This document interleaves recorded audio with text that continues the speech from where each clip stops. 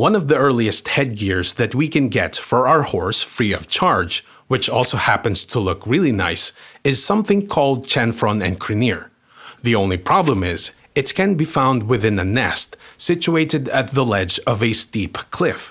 So in this video, I'll show you a safe method to retrieve it, which should work even on a new save profile, and regardless if the featherweight perk, which reduces falling damage, is activated or not.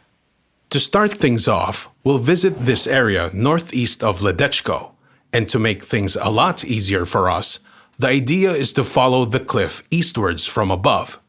At one point, we'll come across a tall boulder standing over the edge, just above our destination.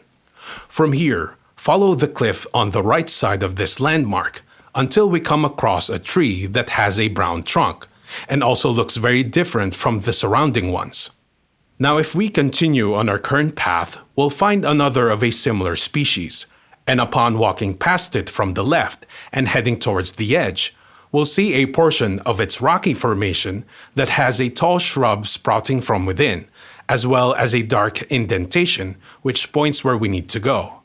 From here, all we have to do is follow this line by brute forcing Henry through the nearby hedge, while simultaneously hugging the cliff face on his left.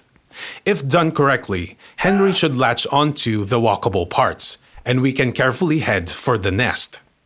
As you can see, it's possible to reach this spot while incurring very little to no injury, and once we've retrieved the items, the best way in getting back down is to resume wall hugging towards the left. Once we make it past through the shrubs, it's not a good idea to immediately go down, because there's a high risk that Henry would ignore the ground and fall at an angle. So instead, we should continue on heading for a higher elevation until the terrain turns to dirt, and it should be okay from there.